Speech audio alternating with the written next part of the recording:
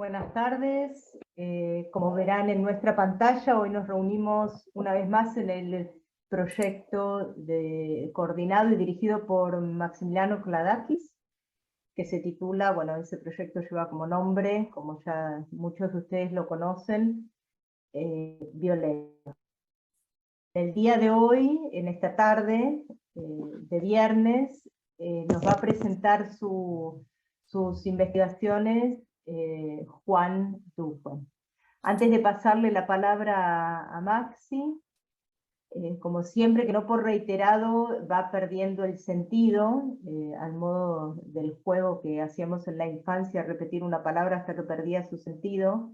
Esto suponemos que no va a suceder cuando hacemos y reiteramos una y muchas veces el agradecimiento.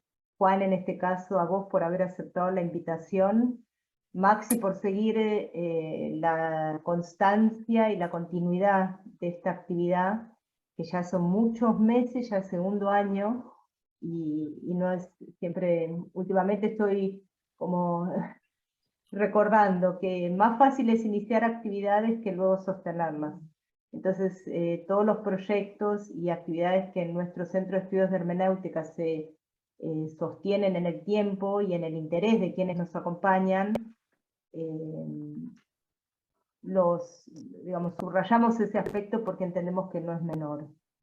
Así que Maxi, un agradecimiento enorme, también a Graciela Ralón, y entonces sí, para no demorarlos más, te paso, Maxi, la palabra. Ya está la pantalla compartida, así que ya tenemos el título, que es el mismo que recibieron en la invitación de hoy, es decir, perdón, en la invitación para hoy.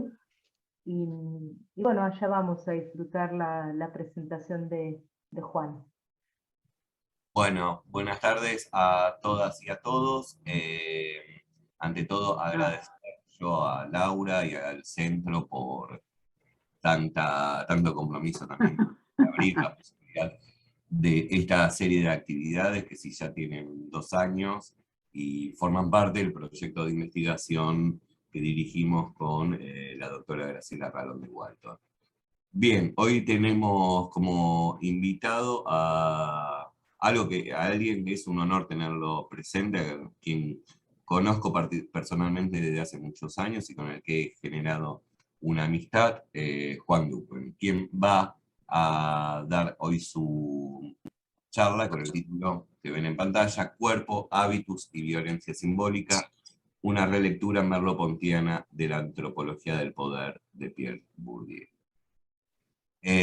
Presento a Juan.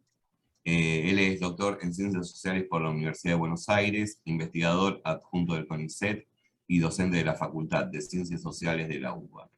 Estudia la socialización juvenil en colegios de clases altas a partir del cruce entre la antropología del poder de Pierre Bourdieu y la fenomenología de Maurice Merleau-Ponty. Ha sido investigador visitante durante el 2019 del Ibero-Amerikanisches Institut y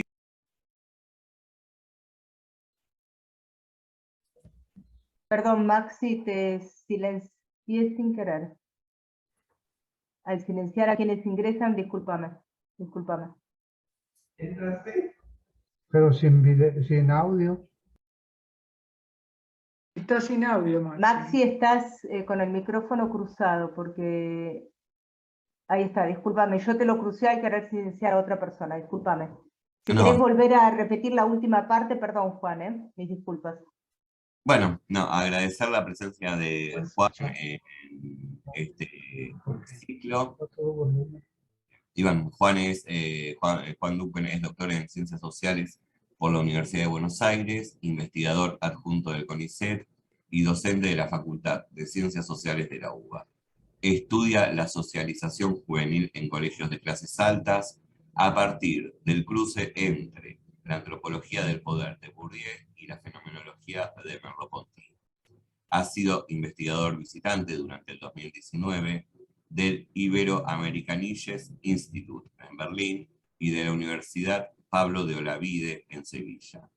Ha publicado los libros Las astucias del poder simbólico y hábitus y dominación en la antropología de Bourdieu, una crítica desde la fenomenología de Merleau-Ponty, así como diversos artículos y capítulos de libros sobre sociología, antropología social y fenomenología. Bien, te paso la palabra, Juan, y repito, un gusto y un honor tenerte en este ciclo. Bueno, muchísimas gracias por la invitación, Maxi, muchas gracias por la invitación al Centro de Estudios en Hermenéutica. También le quiero agradecer a Graciela Ralón, que fue mi directora de tesis doctoral, sin la cual nada de esto existiría, nada de estas investigaciones existiría. Bueno, no es fácil contar de qué se trata todo esto, voy a tratar de contarlo. Después cuando estaba armando la charla me di cuenta que quería sintetizar un libro casi de 300 páginas, un libro de 300 páginas en poco tiempo, lo voy a tratar de hacer.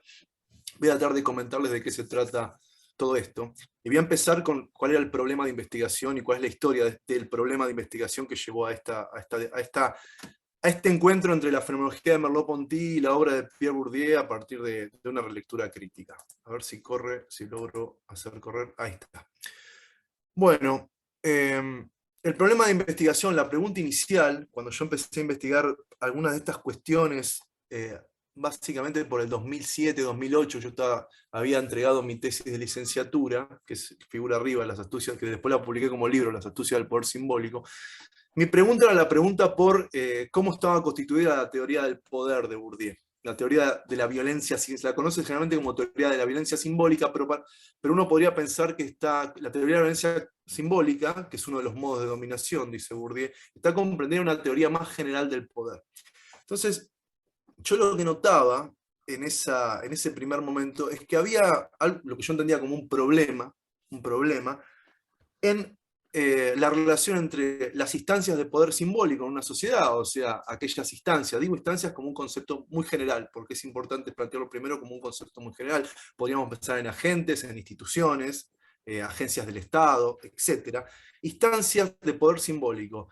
El problema que yo veía es que había una correlación fuerte entre creer en la existencia, o plantear, mejor dicho, la existencia de instancias de poder simbólico, o sea, de instancias que producen visiones y divisiones sociales, diría Bourdieu, o sea, categorizaciones sociales, y la violencia simbólica como la práctica de incorporación de esas categorizaciones sociales o de esquemas de pensamiento, de esas disposiciones corporales, en los cuerpos, es decir, de la somatización de las relaciones de dominación en los cuerpos, para así decirlo muy rápidamente. Yo veía ahí una correlación que puede estar planteada, podríamos decir, de una manera en que toda instancia de poder simbólico logra, de alguna manera, incorporar la relación de dominación que proyecta en los cuerpos en los cuales se juega esa relación, ¿sí? Por decirlo de una manera un poco rebuscada, pero, o sea, una forma triunfal de comprender la relación entre poder simbólico y violencia simbólica. Esa era la primera pregunta que yo me hacía, y eso es lo que yo quería de alguna manera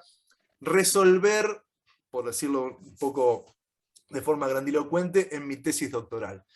Pero cuando me puse a investigar, sobre todo a partir del año 2009, cuando me puse a investigar más sistemáticamente la obra de Pierre Bourdieu, a leerla de conjunto, es una obra que son 44 años de libros, artículos, etcétera, y una diversidad muy grande de objetos de estudio, que van desde la antropología más clásica hasta la sociología, bueno, hasta una sociología que trabaja con análisis de correspondencias múltiples, o sea, una cuestión bastante compleja la obra de Bourdieu, muy diversa. Cuando hice esa lectura, me encontré con un problema adicional que había que encarar, que es que la teoría del poder simbólico, la teoría de la violencia simbólica, incluso como una forma específica de poder simbólico, estaba fundamentada, tenía como fundamento lo que llama la teoría de la práctica y la teoría del hábitus en Bourdieu.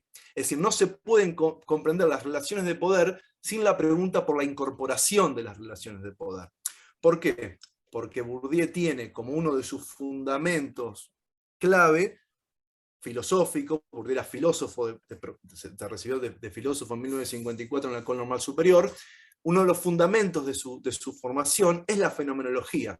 Y en la teoría de la práctica, la pregunta por la incorporación, o sea, la pregunta por una teoría no intelectualista del poder, por lo tanto, la pregunta por la incorporación del poder, incorporación literal en los cuerpos, viene de la fenomenología de Merleau-Ponty. Entonces, para entender el problema de la violencia simbólica, había que entender el problema del hábitus, que es la categoría que Bourdieu retoma de una larga tradición filosófica, ¿no?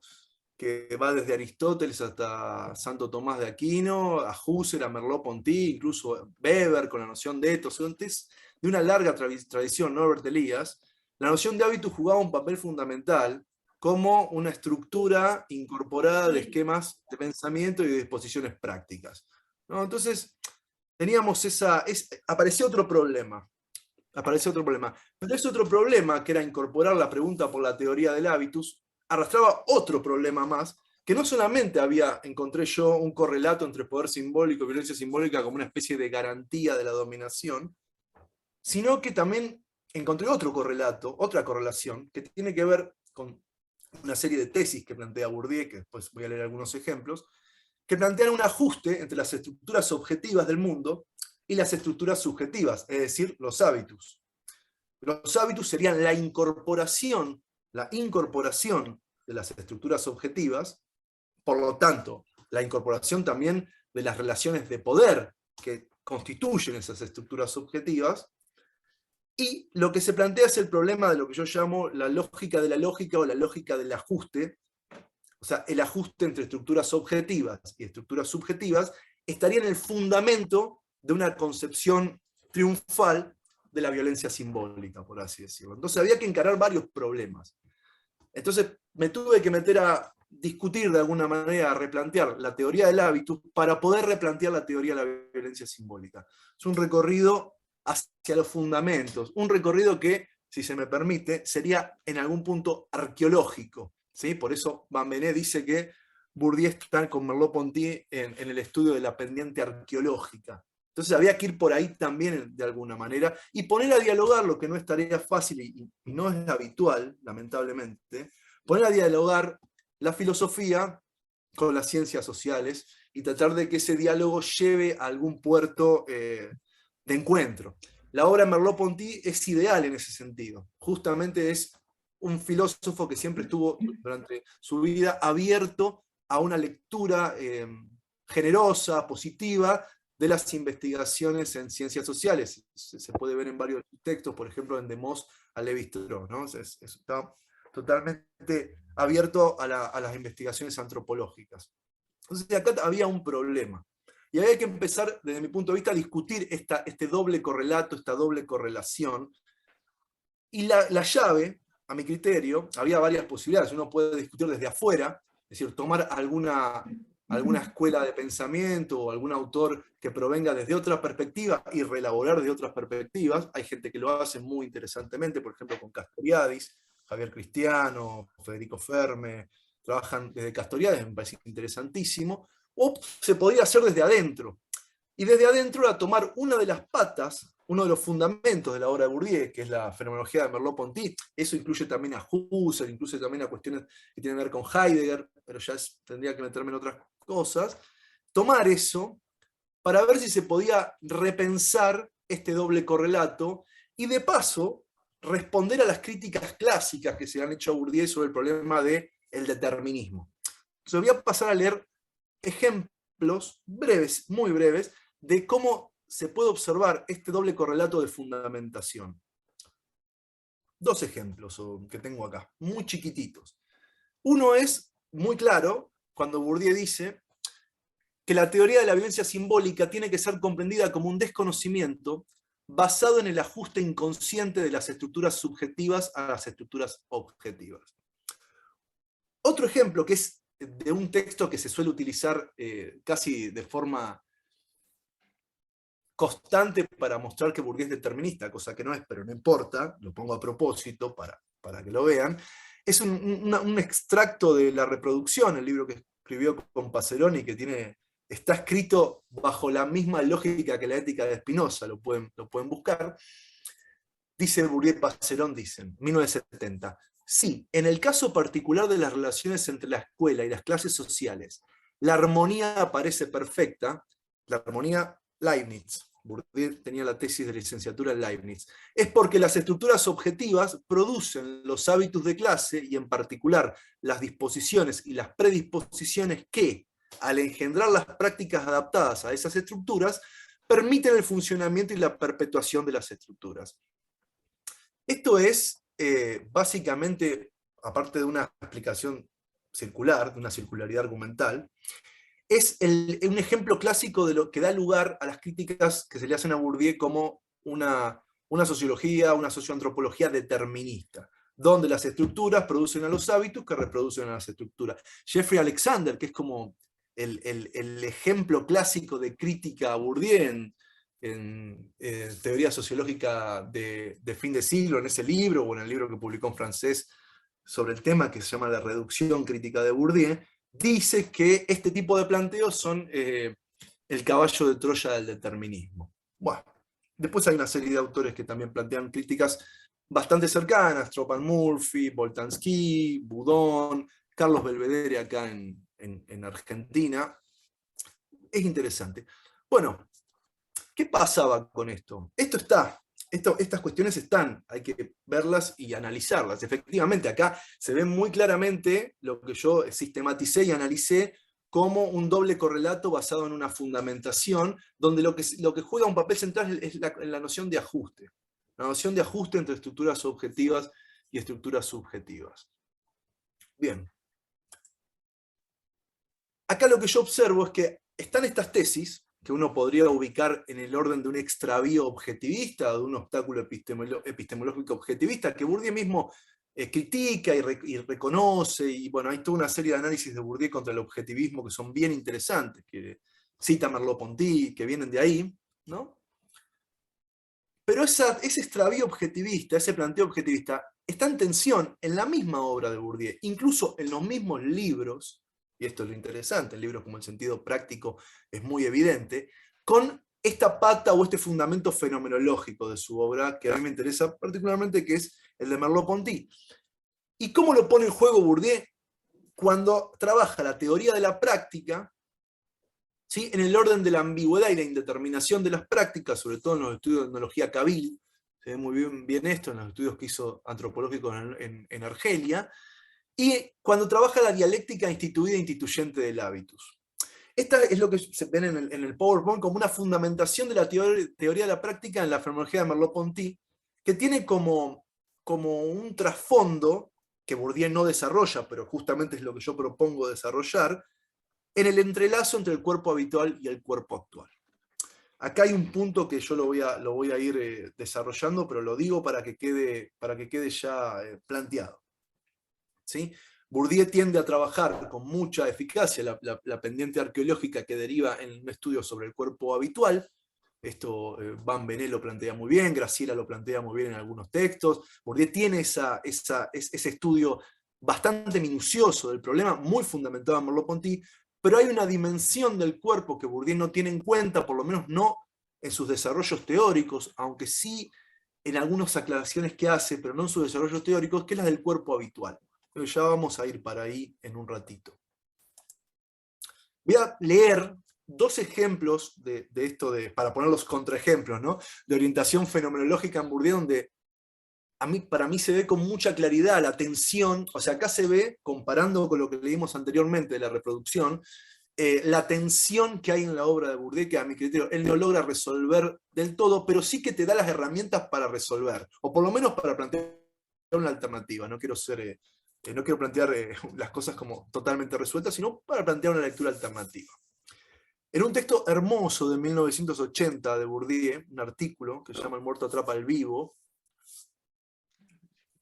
Bourdieu comenta lo siguiente, para mostrar la dialéctica instituida e instituyente. Dice, la historia como sujeto, entre comillas, se descubre en la historia como objeto, entre comillas, ella se reconoce en las síntesis pasivas, antepredicativas, estructuras estructuradas antes de toda operación estructurante y de toda expresión lingüística.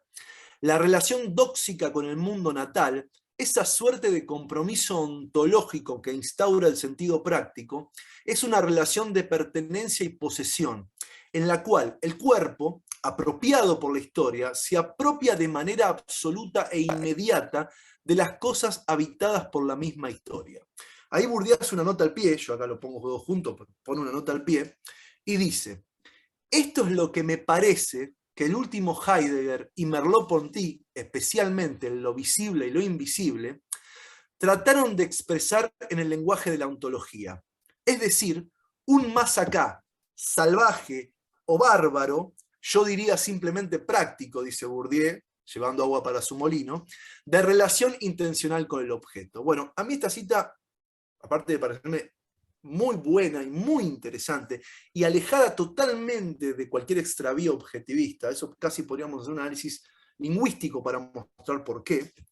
No es lo mismo hablar de compromiso ontológico que hablar de ajuste, no es lo mismo, y ahí para mí hay un punto. Esta cita me parece fantástica y muestra no solamente la fundamentación fenomenológica del planteo de Bourdieu, sino que muestra algo que para mí es bastante interesante y sorprendente, que Bourdieu venía siguiendo la producción de Merleau-Ponty con bastante detalle. Piensen que este texto es de 1980, ¿sí? No es un texto contemporáneo. No es un texto ni siquiera de la década del 90, tuvo un revival de las lecturas de Merleau-Ponty. Es bastante anterior el texto, bastante anterior, ¿sí? Y después, ¿cómo podríamos pensar, como un adelanto lo digo, cómo podríamos pensar el problema de la dominación y el problema del hábitus desde una forma fenomenológica, ¿no? Que tome de alguna manera estas cuestiones del último Merleau-Ponty, ¿no? Entonces, yo lo que propongo en un apartado del libro, lo voy a leer porque creo que se va a entender mucho mejor, es lo siguiente. ¿Cómo se produciría la violencia simbólica como forma de dominación incorporada? Se produciría porque lo reconocido como natural, es decir, la legitimidad, dominación, que constituye una relación de poder, como experiencia práctica y preobjetiva de y con el mundo, se funda en un desconocimiento u olvido somático de su génesis.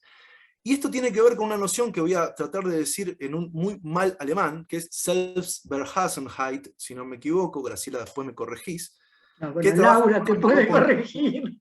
Bueno, cualquiera, yo no sé, no hay problema, cualquiera. Yo no sé alemán. Es Selbstbeherrschenheit, que es un concepto que Merleau-Ponty plantea de Husserl en El filósofo y su sombra. O sea, un olvido somático de su génesis, de sus modos de funcionamiento y de la relación de fuerzas que la sustentan. La doxa, como relación de creencia preobjetiva, es un reconocimiento vivido del orden de las cosas, un orden de poder, constituido en términos de poder, como un ordenamiento ausente de fundamento, estable y ya siempre ahí. Por ello, diríamos burdianamente, la violencia simbólica se ejerce sin necesidad de inculcación explícita alguna, por la inversión del sentido, la ilusio, diría Bourdieu, de la gente en determinados dominios de las prácticas, con independencia de la objetivación verbal.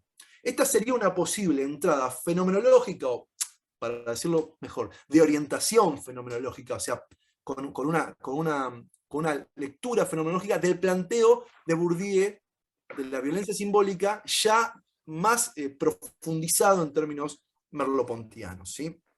Esto lo quería poner como un ejemplo y hacer una aclaración que tiene que ver con una crítica que le hace Rancière a Bourdieu. Una crítica, a mi criterio, muy pobre, y Rancière es un muy buen filósofo, y no lo digo, que es la idea de que el desconocimiento tendría que ver con una ausencia de saber. La noción de desconocimiento, como lo indico acá en esta reelaboración que hago, en Bourdieu, no tiene que ver con una ausencia de saber racional sobre lo que está sucediendo. Eso es un fenómeno secundario, derivado. El problema de las relaciones de poder tiene que ver con la somatización de la relación. O sea, que se juega en un nivel mucho más profundo de incorporación, en los cuales incluso la propia reflexividad y el propio reconocimiento de la relación de poder en términos racionales choca contra la pendiente arqueológica del cuerpo en su reactivación, por así decirlo. Esto Bourdieu lo plantea muy bien en un montón de trabajos, pero el desconocimiento no tiene que ver con un saber que vendría, como dice Rancière, que podría aportar el sociólogo o el antropólogo que descubre o devela la relación de poder. Eso puede ayudar, pero sin un contradiestramiento del cuerpo, dice Bourdieu, no hay nada que hacer. Ya veremos si puedo llegar a hablar algo del contradiestramiento, que es una noción que Bourdieu toma de Marcel Mauss, que es muy interesante. Sigo. Entonces, lo que yo planteo a partir de todo esto es una reelaboración crítica, basada en Merleau-Ponty, obviamente, del doble correlato, o sea, de la correlación entre poder simbólico y violencia simbólica, y de la correlación entre estructuras objetivas y estructuras subjetivas. ¿Mm? Pero como hay que empezar por el hábitus, por lo que ya expliqué, porque es lo que fundamenta lo que arqueológicamente está debajo, podríamos decir, empiezo por ahí. Y tal vez me tenga que detener más que en eso que en el problema del poder que va a llegar al final. Pero bueno, voy a plantear esto porque es muy importante. Hay tres niveles en los que hay que repensar el problema de la teoría de la práctica y el hábitus de la relación entre las estructuras objetivas y las subjetivas. Y el primer nivel es un nivel que podríamos decir epistemológico. Por eso yo hablo tomando Bachelard, de quien Bourdieu había tomado muchísimo y lo cita. Hay que superar un primer problema cuando uno piensa en la relación entre estructuras objetivas, hábitus y prácticas, que es el obstáculo epistemológico del objetivismo, o lo que yo llamo, inspirándome muy forzadamente en un texto de Laplanche, el extravío objetivista en la obra de Bourdieu. Bourdieu era un autor que tenía muy en claro el problema del objetivismo porque se había formado en fenomenología, lo cual no dejaba de alguna manera de atormentar su obra, probablemente porque es difícil resolver eso cuando uno se dedica a la antropología y a la sociología, sobre todo a la sociología. Hay una tensión ahí, en lo que es la propia práctica disciplinar. ¿Sí? Entonces, esto no es caerle a Bourdieu con una crítica fuera de lugar, sino pensar problemas que tiene cualquier investigador que está produciendo conocimiento. Entonces, en este primer momento de pensar la relación entre estructuras objetivas y prácticas, lo que se me presentó como una opción fenomenológica es plantear al interior de la obra de Bourdieu, ¿no?, un análisis genético de los estratos de sentido, para pensar la constitución, por así decirlo, un poco fuerte la palabra por ahí, de la objetividad al interior de una perspectiva sociológica antropológica, no filosófica. Y esto también es importante. ¿Sí? Siempre hay una tensión y un problema cuando uno pasa conceptos y enfoques de la filosofía a otro tipo de disciplinas. ¿Sí? No se pueden trasladar punto por punto. Es complejo ese tema, muy complejo. Daría para una charla mucho más larga. Entonces, las condiciones objetivas que un analista puede de alguna manera rastrear a partir de un análisis empírico, por ejemplo, un análisis estadístico, no pueden confundirse con aquello con lo que nos encontramos, por así decirlo, en la acción, en la práctica, en las relaciones intersubjetivas. Entonces, hay que tener en cuenta el salto epistemológico que se da ahí, y poder pensar cómo, de alguna manera, cómo se retraducen, aunque esto es intelectualista, te planteo, por eso es complejo, difícil de plantear, cómo se retraducen las condiciones objetivas que un analista puede objetivar en las condiciones prácticas, por ejemplo, las condiciones de clase social. ¿Cómo se retraducen en la práctica, en la acción? Inmediatamente uno piensa en el capítulo de la libertad, el último capítulo de la fenomenología de la percepción, donde Merleau-Ponty para mí da una respuesta a todo esto, brillante, como es ese capítulo genial de la fenomenología de la percepción, y que Bourdieu leyó atentamente, no tengo duda. Entonces, las condiciones objetivas que se interiorizan no son las condiciones objetivas tal y como las construye el analista, sino son tal y como se viven en la práctica. Y en ese sentido se interiorizan en la práctica, en las prácticas, como disposiciones y esquemas de un hábitus, que no lo harían en tanto condiciones objetivas, sino que en un análisis genético, que es lo que yo planteaba, lo harían, según los diferentes estratos arqueológicos de sentido, como fisonomías, en primera instancia, luego como objetivaciones prácticas, luego como reflexiones, prácticas reflexivas, y luego como objetivaciones científicas, filosóficas, artistas. Este luego no es temporal, es genético, ¿se entiende?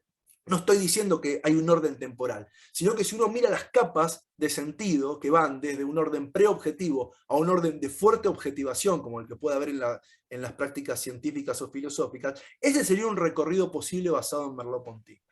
Estas serían diferentes dimensiones de trato de sentido que se pueden incorporar por las relaciones intersubjetivas con el mundo y con los otros, en una dialéctica centrífuga y centrípeta, como plantea Merleau-Ponty, ¿no? Esta idea de la donación de sentido que opera en una doble dirección, y se incorporan bajo la forma de disposiciones perceptomotrices, lo que Bourdieu llama, siguiendo la tradición aristotélica, hexis, y como esquemas de pensamiento específicos, un eidos, dice Bourdieu, esta es una cita textual, principios de una construcción específica de la realidad, que al mismo tiempo, porque es esta dialéctica entre lo instituido y lo instituyente, entre las prácticas de incorporación y las prácticas objetivantes, en una dialéctica en la cual también en esas prácticas se instituyen fisonomías, objetivaciones prácticas, etcétera, etcétera, etcétera, etcétera. Entonces, lo que nosotros recuperamos de alguna manera al salir del objetivismo es la dialéctica instituido-instituyente de la donación de sentido, trasladada, transfigurada hacia el ámbito de la sociología y la antropología. Es decir, siempre hay que tener en cuenta esto en el planteo.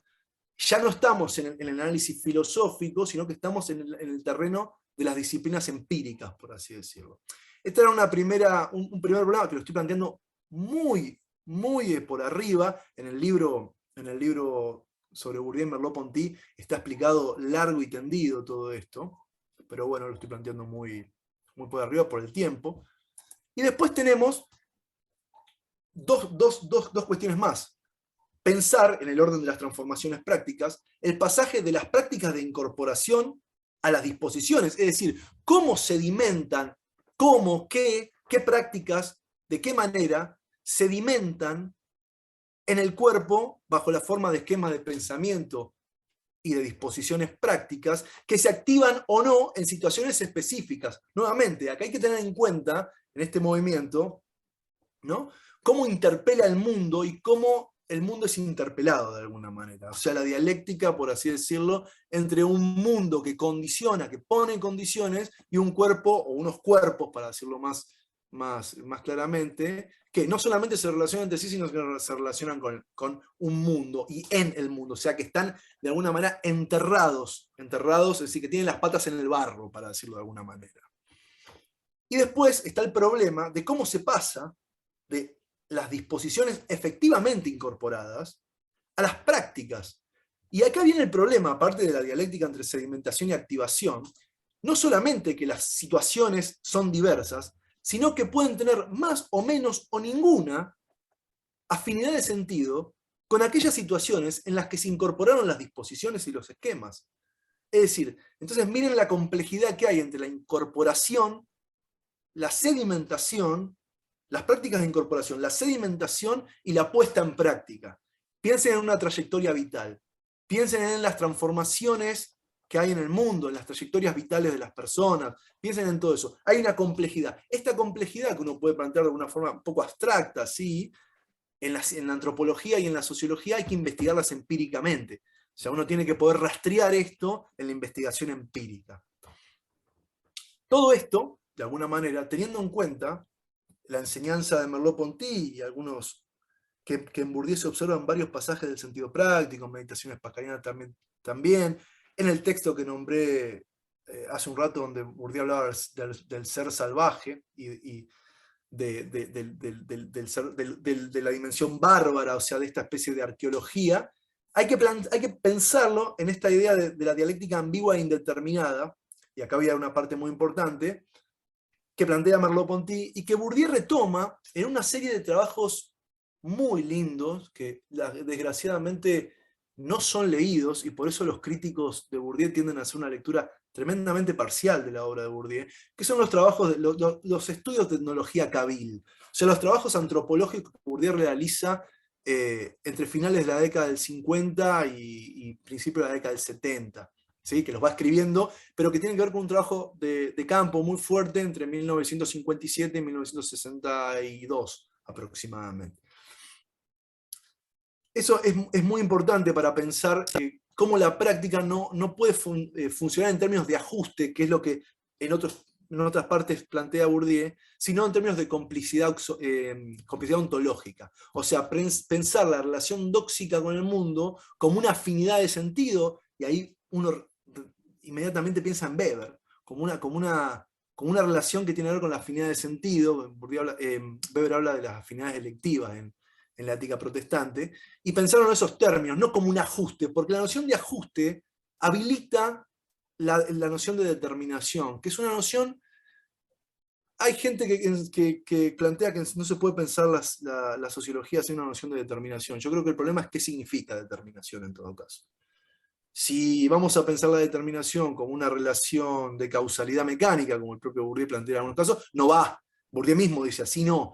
De hecho, las pocas veces que Bourdieu usa la noción de determinación está pensando en el principio de razón suficiente de Leibniz, más que todo. Él hace una reelaboración de ese principio para poder pensar las prácticas sociales como razonables, no necesariamente racionales, dice Bourdieu, pero sí razonables. Darle razón a las prácticas, incluyo aquellas prácticas que nos parecen más extrañas, ¿no? Eso es una tesis bien antropológica, que es la pregunta por la alteridad. En este punto, que yo lo planteé al principio y quiero volver para no olvidarme, aparece el problema del cuerpo, que yo lo dejé un poco al costado. En la pendiente arqueológica que Bourdieu explora junto con Merleau-Ponty, aparece la noción de habitus como una estructuración del cuerpo propio a partir de la incorporación de disposiciones, vamos a decirlo así muy generalmente, que son sedimentaciones de sentido que actúan como resortes para la acción y que se activan en relaciones prácticas con el mundo y con los otros. Bueno, pero ¿qué es lo que de alguna manera estaría faltando teóricamente en la obra de Bourdieu? Por ejemplo, para pensar un concepto muy interesante, que es el de hábitos desgarrados en Bourdieu. Y también para pensar la noción de contradiestramiento, que yo señalé hace un rato. Digo, ¿cómo puede transformarse las relaciones de poder incorporadas, dice Bourdieu, mediante el contradiestramiento de los cuerpos? Bueno, pero para que haya un contradiestramiento de los cuerpos y los cuerpos puedan de alguna manera incorporar prácticas liberadoras, que son prácticas políticas para Bourdieu, porque para Bourdieu la libertad es la acción política. Así termina un gran libro de Bourdieu, donde dice, bueno, ¿qué es la libertad? La libertad es la acción política. Para que puedan darse esas prácticas, por ejemplo, cuando Bourdieu discute el problema de la dominación masculina, de la relación entre los géneros, y plantea el problema del contradiestramiento, tiene que haber una dimensión del cuerpo que Bourdieu no desarrolló, pero que Merleau-Ponty sí, y que está como implícita en la obra de Bourdieu, pero que no desarrolla, que es la dimensión actual, que tiene que estar en dialéctica con la dimensión habitual. Mientras que la dimensión habitual del cuerpo son estas sedimentaciones que, de alguna manera, se componen como disposiciones, como resortes para la acción, inclusive para que se puedan formar esas sedimentaciones, tiene que haber una dimensión del cuerpo abierta a lo posible. Yo siempre lo planteo así. Una dimensión abierta a lo posible. Una dimensión del cuerpo que siempre permanezca de alguna manera en apertura para una dialéctica que no totalice. O sea, una dialéctica, hay algunas cosas que plantea Merleau-Ponty muy lindas en lo visible y lo invisible al respecto, para una dialéctica que permita las luchas políticas y la incorporación de nuevas disposiciones que o bien reelaboren disposiciones previas o bien directamente anulen disposiciones previas, siempre pensando en este caso en las relaciones de poder. Por eso la dialéctica entre cuerpo habitual y cuerpo actual me parece central, como la plantea Merleau-Ponty, para reelaborar la noción de cuerpo en Bourdieu y pensar al cuerpo, al agente social como cuerpo socializado, como parcialmente estructurado por el hábitus y siempre con una dimensión abierta, la actual, a la posibilidad de reelaboraciones prácticas, que tienen que ver con las luchas políticas, básicamente, en Bourdieu, porque la obra de Bourdieu es, antes que nada, o principalmente, una sociología del poder y la dominación. Es principalmente eso. Para bien, dirían algunos, y otros dirían para mal. ¿Por qué? Porque está demasiado pendiente del problema de la dominación y otros fenómenos probablemente se le escapen. Pero bueno, es lo que es en ese sentido, y todo autor de alguna manera resuelve lo que puede y hasta donde puede, por eso hay pluralidad de posiciones en el campo de la sociología, la filosofía y la antropología. Sigo. Y ahora llegamos al final ya, que es el problema del poder. Espero no estar pasándome mucho de tiempo, no sé cómo voy. Bueno, ya termino igual. Ahora sí viene el problema del poder. Para poder pensar todo esto, para pensar el poder había que pensar el hábitus. Y acá vamos a pensar el problema del correlato entre poder simbólico y violencia simbólica. Yo les había dicho que encontraba reiteradas veces en la obra de Bourdieu esta especie de citas que les planteé al principio, donde las instancias de poder simbólico, que producen visiones y divisiones sociales, relaciones de poder, que reproducen relaciones de poder también, logran su cometido de incorporar la relación de poder, tanto en los dominados como en los dominantes. Bourdieu tiene una cita extraordinaria a Marx, que dice, Bourdieu decía mucho esto: no hay que olvidarse que, como dice Marx, los dominantes están dominados por su dominación. Es una nota que hace Bourdieu en relación con Marx, insisto, que es brillante. ¿Sí? Que es brillante para no pensar en un genio maligno, para no pensar la dominación como una especie de genio maligno que maneja unos títeres. O sea, la dominación también domina al dominante, ¿sí? Lo cual no quiere decir desconocer la relación de poder, sino tener en cuenta eso también. ¿Cómo se podía pensar esto? Bueno, los clásicos son importantes, si bien, o demasiado importantes diría yo. Si bien yo ya considero que Bourdieu es un clásico, y a veces me gusta decir que Bourdieu es el último clásico de las ciencias sociales, ya no habría muchos más. Uno puede pensar Habermas, Giddens, pero bueno, están vivos todavía, Bourdieu ya falleció. Para mí es uno de los últimos clásicos, o el último. ¿Quién nos puede ayudar en esto? Bueno, Weber. Otra vez, desde adentro de Bourdieu, desde adentro de los fundamentos de la formación burdesiana está Weber. Bourdieu fue asistente de Raymond Aron durante muchos años, de joven, y Raymond Aron fue uno de los mayores especialistas en Weber, en Francia. Entonces no es raro encontrar referencias a Weber, más bien hay muy buenos trabajos de Bourdieu, weberianos, sobre sociología de la religión, extraordinarios. Ahí con mi amigo Martín Grassi hemos estado conversando sobre estas cuestiones. Aparece Weber, que plantea una diferencia entre poder y dominación, mientras que el poder es la posibilidad de encontrar que aquella práctica que se intenta producir en el otro se realice. La dominación implica la posibilidad de que realmente el otro responda a esa relación de poder, que realmente lleve adelante la práctica que responde a esa relación. Entonces había una diferencia, aparte que la dominación implica instituciones específicas, por ejemplo el Estado, dice Weber, ¿no? Entonces yo noté que en esta diferencia weberiana entre poder y dominación, había la posibilidad de hacer una serie de distinciones en la obra de Bourdieu. Iba a leer la definición de Weber, pero tengo que salir de la pantalla completa. Así que no quiero salir, porque si no voy a tener lío seguramente para volver a entrar. Después la leo si quieren. Es muy linda definición. Entonces me pareció importante, al interior de la obra de Bourdieu, inspirado en Weber, distinguir entre el poder simbólico como una instancia, o sea, como agentes e instituciones que tienen poder simbólico. ¿Por qué tienen poder simbólico? Porque han acumulado capital simbólico en la obra de Bourdieu. O sea, tienen especies de capital, como el económico o el cultural, que han sido reconocidas como legítimas. Uno piensa en el Estado, uno puede pensar en ciertos medios de comunicación, en ciertos partidos políticos, incluso en ciertos representantes políticos, ¿sí? Son instancias de poder simbólico. ¿Por qué? Porque son reconocidas como valiosas socialmente. Y como capacidad. La capacidad tiene que ver con esta idea, ¿no? La capacidad de producir visiones y divisiones sociales. O sea, de producir entramados de sentido del orden social. Esos entramados de sentido están en lucha con otros agentes e instituciones con poder simbólico. Esto se ve muy bien en los trabajos de Bourdieu sobre el campo del poder. Yo no hablé de la noción de campo porque iríamos a una complejidad mucho más larga, pero todo esto se juega en Bourdieu, entre otras cosas, en los campos de producción cultural, política, social. Hay todas unas luchas ahí entre las instancias de poder simbólico por producir e incorporar, y ahora vamos a ir, los principios de visión y división social acordes a la relación de dominación que se sostiene.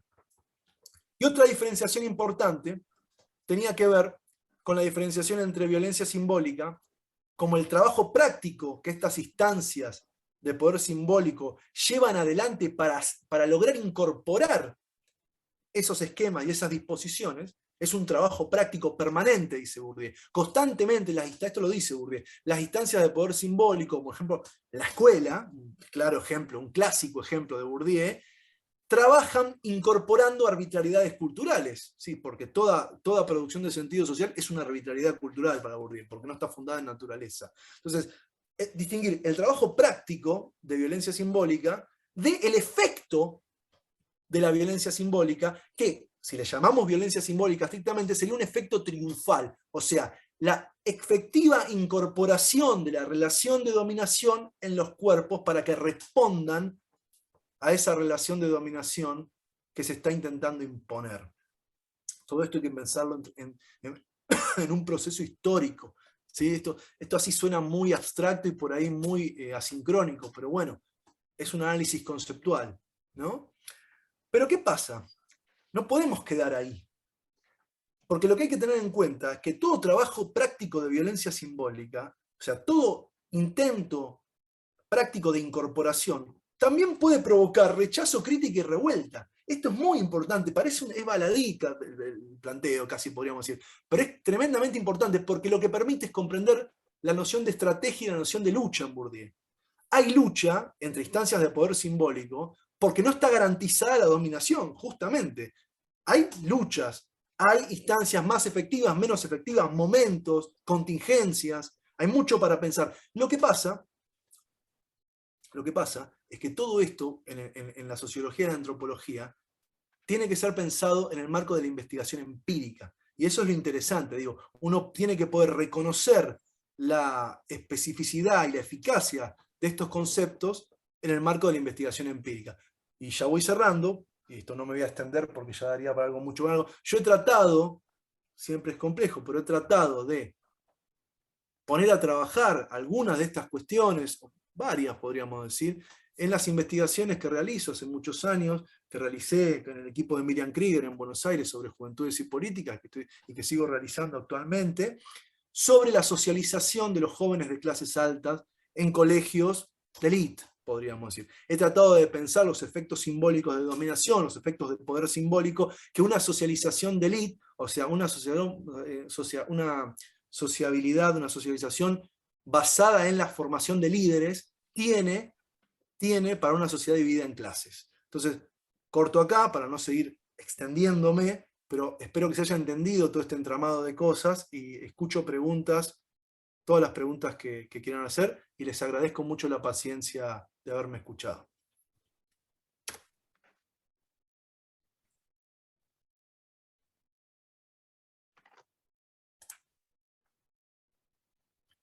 Muy bien.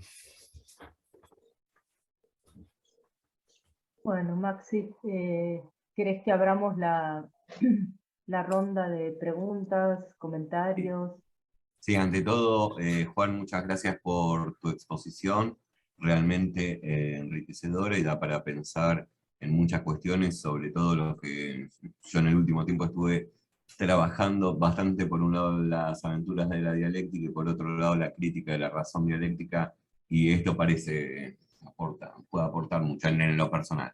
Pero sí, abrimos la ronda de preguntas. Martín. Hola, Juan, gracias, Hugo Bárbara. Yo la verdad es que agarro poquito porque no conozco tanto el tema, pero sí me interesa un poco si podés desarrollar. Vos dijiste que el planteo era muy conceptual, y justo esto de lo que hablaste al final, ¿no? ¿Cómo se dan estas incorporaciones de este poder simbólico? Por ejemplo, en el caso que vos estudiaste, en estas clases altas o en los procesos de educación de estas clases altas en nuestro país. Si podés dar un ejemplo, reconstruir un poquito de eso que expusiste teóricamente con un caso. ¿Van a hacer preguntas, las preguntas las van a ir haciendo, van a ser varias o voy respondiendo? ¿Cómo quieren? Lo que quieran. Yo encantado. Por lo general lo que hacemos es una pregunta y se responde. Bueno, desde ya que estaría bueno, o sea, a quien le interese le puedo pasar los papers, capítulos del libro en los que he trabajado estos temas empíricamente, o artículos muy recientes también, para que se vea mejor. Pero hay varias cuestiones en la socialización que se producen en los colegios de clases altas, que yo he estudiado, obviamente, que son dos o tres serían ya a esta altura, desde una perspectiva etnográfica, antropológica, tiene que ver con el tipo de educación que se le da a los jóvenes de clase alta, que tiene que ver, no me refiero a la educación obviamente con las materias de que tiene que ver con matemática, física, no, me refiero a la educación que podríamos llamar de forma durkheimiana la educación moral que se le brinda en esos colegios, y que tiene que ver con, por lo menos los que yo estudié, que son de tradición británica, con conformar y formar líderes. Líderes, o sea, con eso. Esto se ve muy bien, por eso planteo lo de la dominación también para que pensemos no solamente la relación de dominación desde el punto de vista de cómo los dominados incorporan la dominación, lo habitual, sino también cómo los dominantes incorporan su lugar de poder, de dominación. Y esto no tiene ningún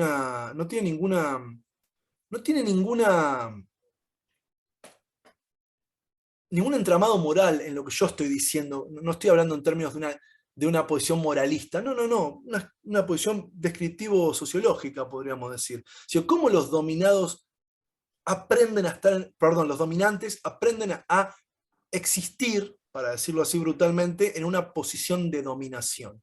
¿Cómo aprenden a vivir sus privilegios como naturales? ¿No? Bueno, es muy complejo ese entramado, pero uno lo ve muy bien, por ejemplo, en la educación solidaria en los colegios, es decir, en cómo se relacionan con la alteridad radical, o sea, con aquellos otros de otras clases sociales a los cuales, por ejemplo, acuden a ayudar, ¿no? Esto se ve muy bien. También se ve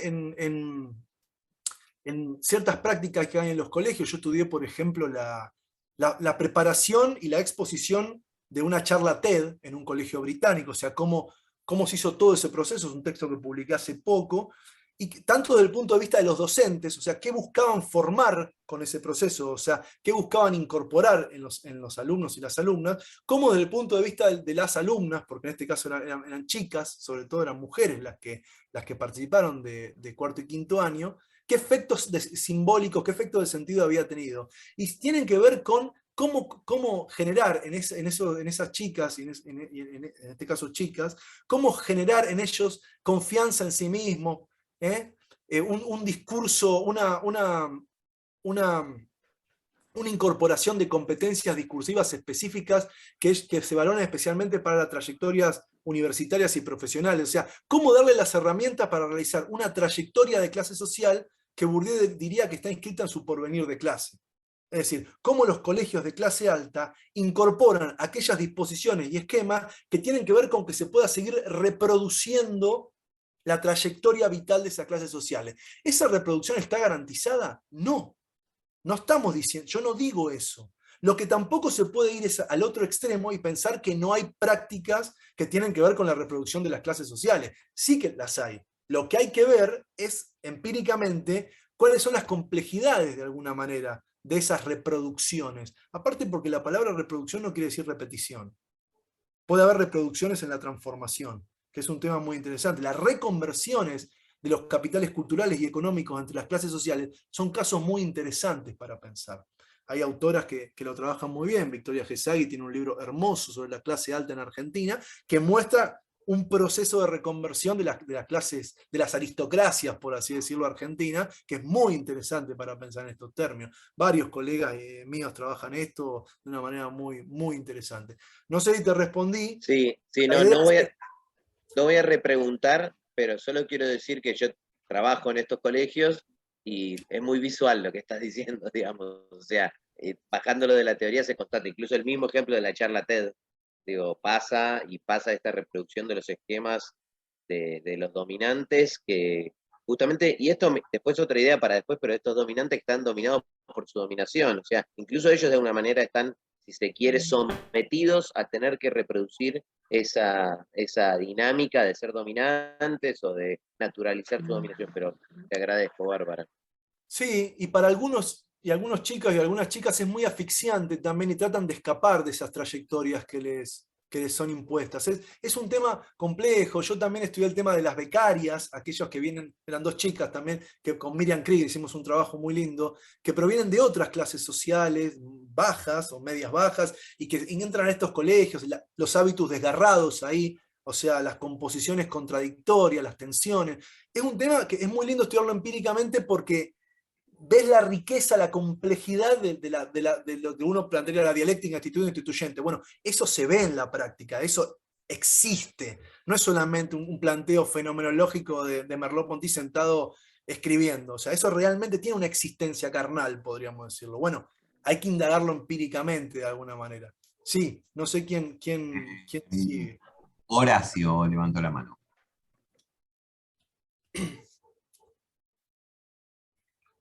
Sí,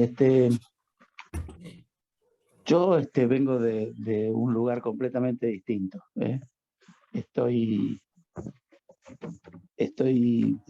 médico y trabajé mucho tiempo en neurocirugía y ahora estoy ocupándome así, porque ya me jubilé, de ver cómo funciona el cerebro, ¿no es cierto?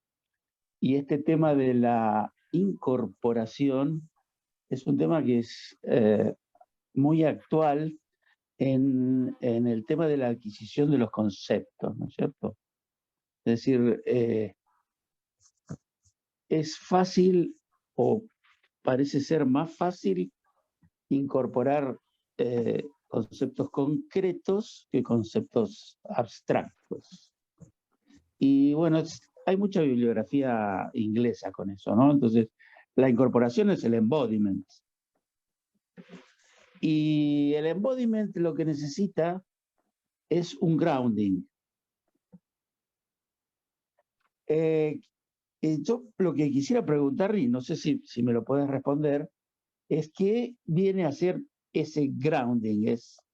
Es un trabajo que evidentemente se realiza en el cerebro y que debe ser que a medida que uno va practicando lo que está aprendiendo, va como grabándolo mejor en el cerebro, ¿no es cierto? Lo digo así en términos que todo el mundo lo pueda entender, pero por ejemplo, el tema del lenguaje me parece que es un tema fundamental porque necesita un embodiment, pero necesita un enorme grounding. Es decir, necesita ponerle nombre a ideas que uno considera o concretas y mucho más difícil cuando estas ideas son abstractas. No sé si me puedes decir algo de esto, pero está justo en el tema, ¿no? Mirá, justo te iba a decir, no te puedo decir algo de lo que debería responderte, evidentemente, porque no tengo formación en neurociencias, que es lo que tendría que es con lo que yo te pondría a contestar, no te lo puedo contestar. Sí conozco, te puedo decir qué podés leer, que capaz que ya lo leíste, pero te puedo decir, hay un libro que se lee mucho en relación con esto, que estaba buscando el nombre porque no te quiero decir, me anda tan mal la computadora que... Hay un libro de un autor que se llama Damasio, si no me equivoco, que se llama El error de Descartes, que es como un libro que se lee mucho. También te podría decir, hay algunos colegas, y después te voy a mandar, si me permitís, después lo voy a buscar y te lo voy a mandar, algunos colegas de antropología del cuerpo en la UBA, que trabajan en la relación entre las neurociencias, la fenomenología, Bourdieu, o sea, que hacen todo ese trabajo. Si no me equivoco, Graciela, por favor, corregime, Dan Sahabi también trabaja cosas que se relacionan con esto, y creo que sería interesante. Por eso yo hago todo lo posible por no hablar de cosas que no tengo formación. Solamente se me ocurre decirte estas cosas que hay algo muy interesante ahí para ver, no tengo duda. También se me ocurre Piaget, obviamente, no puedo no pensar en los piagetianos, en Piaget, porque la gente que conozco que trabaja en la incorporación de los conceptos son piagetianos o tienen formación piagetiana. Jessica Buffone seguramente te podría decir algo sobre todo eso. Yo te puedo decir todas estas cosas, Graciela también, por el lado de Dan Savi podemos recomendarte algo, pero no puedo yo ponerme a hablar de algo que realmente no tengo formación y que seguramente vos vas a leer, vas a entender y vas a leer con mucha más claridad por tu formación, que es muy interesante para esto que estás planteando, ¿sí? Entonces, te pido disculpas por no poder alumbrar este punto, pero sí te puedo decir que te podemos dar cosas que pueden ser interesantes para que No, yo he estado leyendo bastante porque estoy escribiendo algunas cosas y bueno, me estuve informando, pero estas bases, yo sé que gran parte están en Merleau-Ponty. Y de hecho, Merleau-Ponty es un tipo admirado por esta gente que trabaja en lo que se llama la conceptualización, ¿no es cierto? Pero bueno, nada, te agradezco igualmente que me hayas respondido. No, tengo que encontrar ese texto hay un paper que escribió un colega de la UBA que te lo voy a mandar, que te va a servir seguramente. Pero bueno, estás bien encaminado igual, está bueno, o sea, vas bien. Yo por ahí no puedo aportar mucho, pero Dan Savi me parece que puede ser una gran lectura para todo esto. Yo creo que sí. Bueno, muchas gracias, Horacio. Francisco Compeán pregunta, Gracias. chat, el poder en las clases sociales altas, ¿hasta dónde se replica? ¿Utilizan el poder subliminal? Toda respuesta sobre el alcance de las cosas es una respuesta que remite a investigación empírica. No lo puedo resolver por resolver así, en una frase. Eso tiene que ser objeto de investigación empírica, la replicación del poder. Lo que nunca hay, hay una cosa que es interesante en la obra de Bourdieu, yo no me metí mucho en eso porque es imposible, no puedo en tan poco tiempo, son los estudios sobre el campo del poder, ¿sí? Que tiene que ver con cómo las fracciones dominantes y las fracciones dominadas de la clase dominantes, fracciones dominadas y dominantes de las clases dominantes, luchan por imponer la legitimidad de diferentes tipos de capitales. Capital económico, siempre la lucha se juega, o tiende a jugarse entre el capital económico y el capital cultural. Esa es como la gran lucha que hay la gran lucha que hay en el campo del poder. ¿Sí? Esto sí te lo puedo decir, es conceptual. Después hay que verlo empíricamente. Te puedo decir estudios de Bourdieu empíricos donde él te muestra hace un corte y te muestra un momento específico del campo del poder en Francia, por ejemplo, en París, las grandes escuelas de formación intelectual, cómo se disputa el poder ahí entre el capital económico y el capital cultural. Eso te lo puedo decir, ¿dónde lo puedes leer? Básicamente tenés que leer La nobleza de Estado. Está publicada, es de un libro de 1989, que fue traducido hace poco por Alicia Gutiérrez, una gran especialista en Bourdieu. Hace poco, en el 2013, creo que fue traducido por Siglo XXI al español, se consigue muy fácil, y ahí tenés el análisis del campo del poder y de las luchas entre estas dos especies de capital encarnadas en estas fracciones de la clase dominante. Es una lucha típica que se ve, por ejemplo, y acá Martín Buceta, especialista en literatura, lo va a saber explicar mejor que yo seguramente, en la formación del campo literario en el siglo XIX, por ejemplo, en cómo Flaubert se contrapone al arte burgués. Digo, se puede ver ahí la lucha entre un capital cultural, la búsqueda de autonomía del campo literario, contra las formas burguesas de arte. Bueno, ahí hay son disputas que se dan en el campo del poder, por así decirlo. Porque para Bourdieu, y esto es muy importante, el capital económico es un factor de poder, pero el capital cultural también es un factor de poder de otro tipo. Entonces, para Bourdieu, los intelectuales y las intelectuales son fracción dominada de la clase dominante, aunque no puedas pagar el alquiler. ¿Se entiende? Lo digo así brutalmente. ¿Por qué? Porque el capital cultural es parte de las disputas del campo del poder. Forma parte de las disputas del campo del poder. Por ejemplo, toda lucha en Argentina, supongamos, por el no arancelamiento de la universidad pública tiene que ver con eso. Es una lucha entre el capital cultural y contra el capital económico. Es una lucha por la autonomía, que en Bourdieu es clave. La autonomía de la ciencia, la autonomía del arte, la autonomía de la política, es clave. Esas luchas por la autonomía son constitutivas de la modernidad, por así decirlo, para decirlo muy generalmente, un tema de discusión, pero es muy interesante.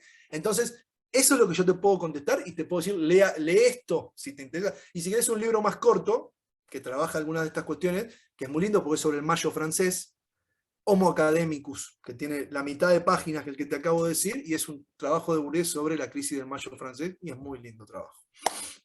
Bueno, espero haber dado alguna respuesta razonable a esto. Graciela.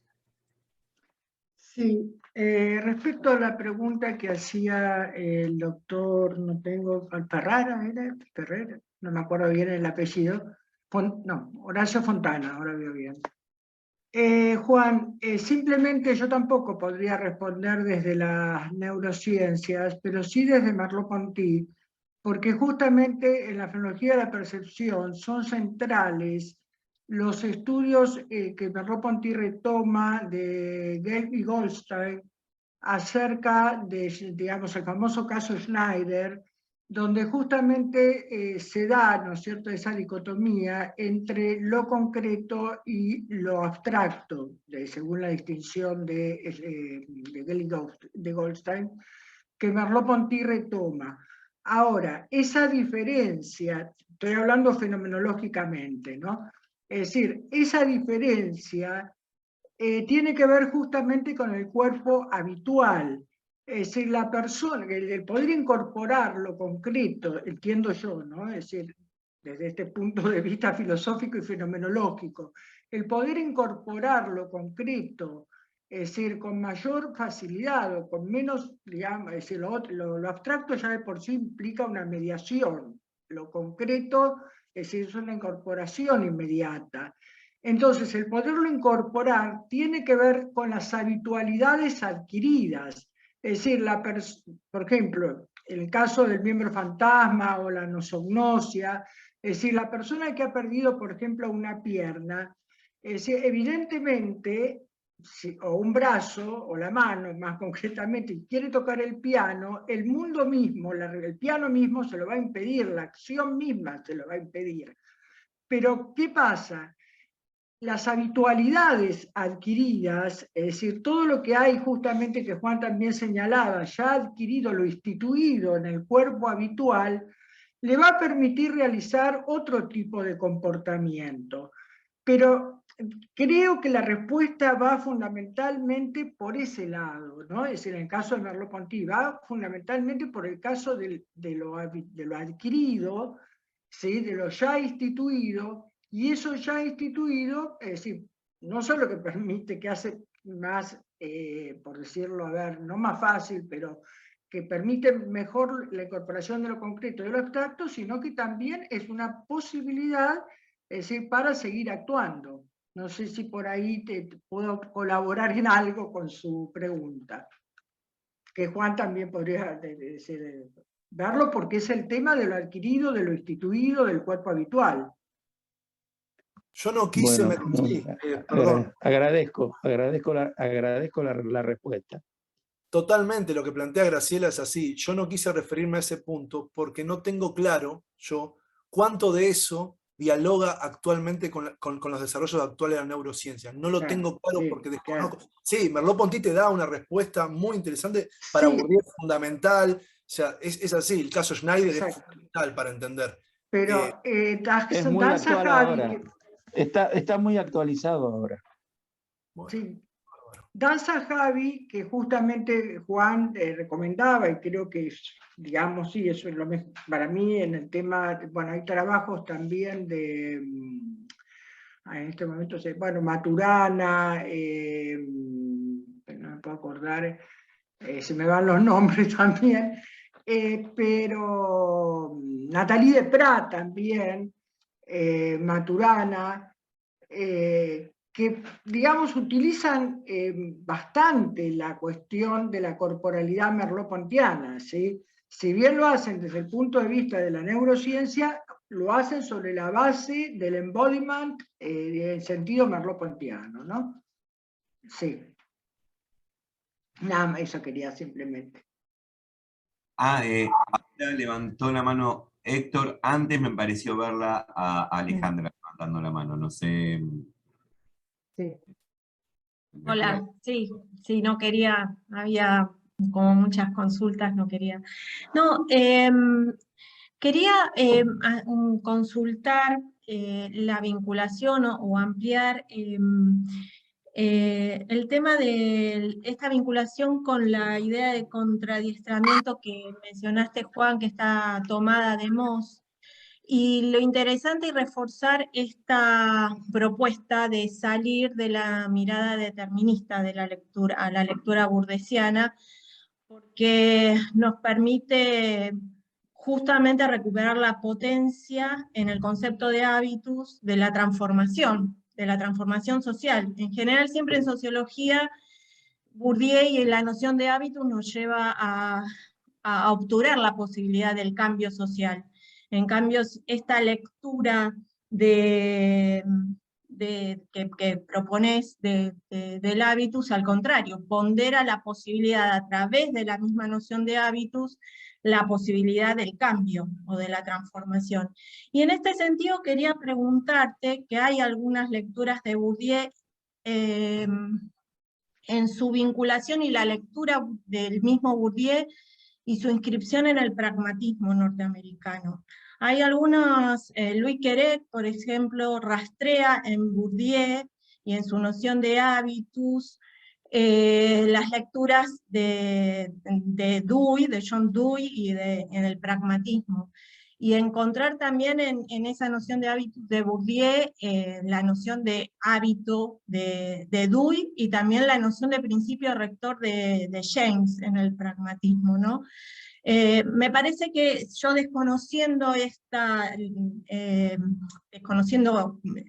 más en profundidad el anclaje pragmatista de Bourdieu, igualmente lo encuentro muy en concordancia con esto que planteas con su lectura de Merleau-Ponty. Y quería consultarte eso, si hay ahí una concordancia o un refuerzo de esa mirada, esa lectura no determinista de Bourdieu, también a partir de su inscripción en el pragmatismo, en la filosofía pragmatista norteamericana. Sí, yo creo que sí. Lo que pasa es que los autores que plantean eso, a Querés lo escuché en la UBA, lo trajo Carlos Belvedere hace unos años. En Marcelo T, sí, creo que en Marcelo T lo escuché. Lo que pasa es que los que hacen esa lectura salen de la obra de Bourdieu, van hacia una obra que te va a resultar bastante cercana también, que es la de Boltanski. O sea, van hacia la sociología de la crítica, la sociología pragmática de la crítica. Yo creo que ahí es donde se ve con más claridad para mí la línea pragmatista, aunque ahí pragmatismo significa muchas cosas. Recientemente se publicó un libro muy interesante, ahora no lo tengo a mano, de sociólogos de la UBA y sociólogas de la UBA sobre esto, sobre esta lectura, de esta sociología pragmática, sociología de la crítica, que puede ser interesante.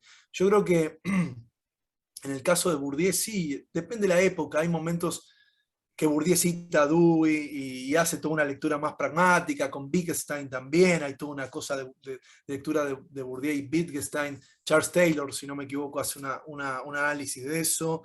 Después Bourdieu tuvo una relación muy cercana con un filósofo francés que en Argentina no es muy conocido, que es Jacques Bouveret, que fue profesor del Collège de France hasta hace poco y falleció hace poco, que también está en la línea pragmatista o trabaja en relación con la línea de la filosofía pragmática, con Peirce. Hay toda una línea que va por el lado de Peirce, muy interesante. Yo no me he metido a investigar eso, sí he trabajado la parte fenomenológica de Bourdieu, que sí, que es lo que estoy hablando. Entonces yo te diría que sí, que también el pragmatismo es un antídoto antideterminista, si querés, y que se puede hacer una profundización. Lo que pasa es que generalmente los que van por ese lado se van hacia la sociología de la crítica, o sea, hacia Boltanski.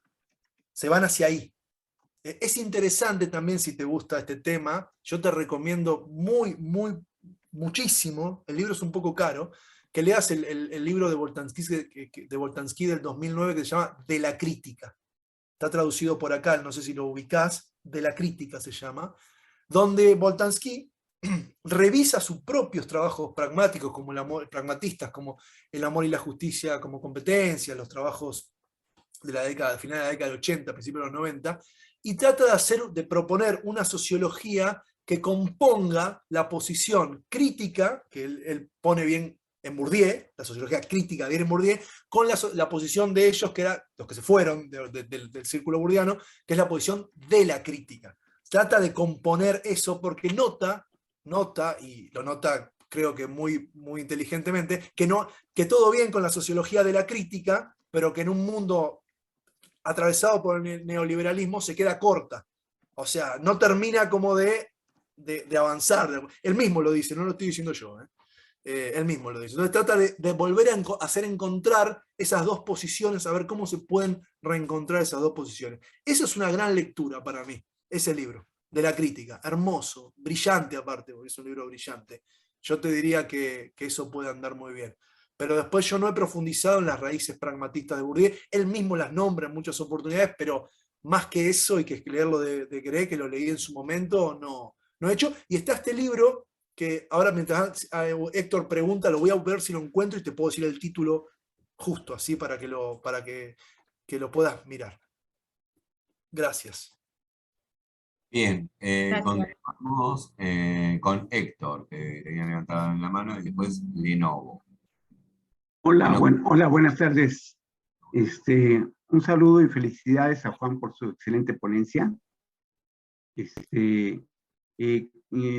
Esta cuestión de la incorporación de los hábitos, yo la viví en una experiencia paralela, la docencia, al impartir en dos escuelas muy diferentes, una en un colegio, la que impartía la materia de lógica, es decir, a los muchachos enseñarles a pensar lógicamente, de una manera lógica, analizar problemas, y en la otra en una escuela profesional técnica, en donde estudiaban chicos y chicas que se iban a incorporar al mercado de trabajo, en las fábricas, en las minas, y en donde la asignatura que se les impartiera cuestiones de tipo organizacional, enfocadas al taylorismo, la organización del trabajo, pero prácticamente como diciéndoles, va a ser su lugar acá abajo en la pirámide, ¿verdad?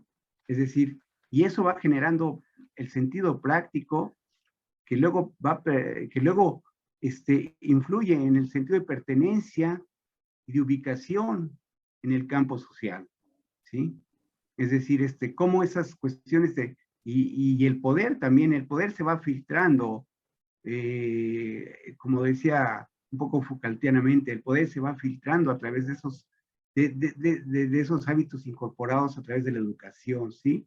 No es algo que se dé de manera aislada, son procesos muy complejos, relaciones, diría Bourdieu, ¿verdad? Muchas gracias, Juan, y gracias a los organizadores. Gracias a vos. Es muy interesante lo que planteas, es así como lo estás planteando. Muy interesante. Bien, Lenovo, creo que es el nombre por el Lenovo también. No pudo cambiar. Muchas gracias por esta presentación. Y estaba pensando en la circularidad entre experiencia y hábitos, y me preguntaba si, además de movilizar la noción de institución, así como la entiende Merleau-Ponty, podemos hablar de estilo y estilización como la entiende Merleau-Ponty, cómo eso podría ponerse en tensión con este discurso sobre la lectura merleau-pontiana del hábitos. Gracias. Sí, claro que se puede hablar así. Bourdieu, en un momento del sentido práctico, habla del estilo como una especie de desviación que el agente produce sobre su propia trayectoria. Es una desviación relativa, ¿no? En el sentido que nuevamente, hay que verla empíricamente para ver cómo se juega esa especie de desviación. Pero sí, el estilo sería una especie de movimiento, una especie de centramiento y descentramiento al mismo tiempo de un agente en el marco de su trayectoria. Ayer Graciela estaba, yo pienso también por Graciela, ayer estabas hablando del estilo y justo viene esta pregunta y, no, sí, totalmente, totalmente, está muy buena la pregunta y sí, yo creo que sí, que se puede pensar así, que se puede pensar en esos términos, totalmente. Un análisis, hoy estoy con el libro de Bourdieu, Las reglas del arte. Yo creo que un libro lindo para pensar eso, de Bourdieu, es el análisis que hace Bourdieu de Flaubert en Las reglas del arte, de cómo se compone, cómo se arma el campo literario francés en el siglo XIX. Yo creo que es muy Flaubert, Baudelaire, qué pasa ahí, ¿no? Incluso también Bourdieu trabaja sobre Proust, algunas cosas bastante interesantes, Creo que ahí hay muy, muy buenos trabajos para pensar eso. Y también me permito señalar, hay un trabajo de Norbert Elias sobre Mozart también, que es muy, muy, muy conocido y muy interesante. Digo, un autor, acá el tema no es solamente Bourdieu. Bourdieu es un autor que compone muy bien, que uno puede trabajar muy bien con otros grandes sociólogos como Norbert Elias, Charles Tilly, muchos que vienen de la tradición weberiana, enganchan muy bien con Bourdieu. Enganchan muy bien con Bourdieu. Por el lado de la filosofía, Cassirer, eso también va muy bien con Bourdieu. Muy bien. Se nota mucho cuando uno lee a Bourdieu, por ejemplo, la influencia de Cassirer. Se nota muchísimo. Es muy patente. Entonces, perdón, no sé si te respondí, pero sí, el estilo es un concepto que si bien yo no he trabajado mucho, Graciela lo plantea de una manera mucho más interesante, o lo ha trabajado más, Bourdieu lo plantea como una desviación, como una especie de movimiento en el marco de una trayectoria. Pero hay que pensarlo para mí, por ejemplo, en el caso de los escritores, por ejemplo, en el marco de un campo literario. ¿Qué significa una obra, una trayectoria en el marco de un campo en el cual hay una disputa por crearse un lugar? El estilo también es una forma de crearse un lugar, de ponerse en un lugar, de posicionarse, ¿no? Siempre las posiciones son relativas, son posiciones frente o contra otras posiciones, de alguna manera. Entonces, no sé si te contesté, pero más o menos podría decir eso, rápidamente, ¿no? Y gracias por la pregunta y el interés. Bien, hasta que haya alguna otra pregunta, realizo una pregunta yo. Ante todo, no, esto que señala Juan, lo dijiste 2 o 3 veces, ¿no? De cómo los dominantes son también dominados por la estructura, por la lógica misma de la dominación. Parece que es algo que está presente ya. Vos lo señalaste muy bien, está en Marx y ya desde los manuscritos de 1844 hasta en el Capital, ¿no? En el Capital, sobre todo en el capítulo sobre el proceso de intercambio, donde el poseedor de mercancías es poseído por la mercancía, y después está bien trabajado dentro de la tradición marxista, no voy a decir dogmática, sino más tradicional, indudablemente marxista, sin ser dogmática, en Lukács. En Lukács está muy Estaba presente. pensando justamente, sí. Tanto del mundo proletario como el burgués.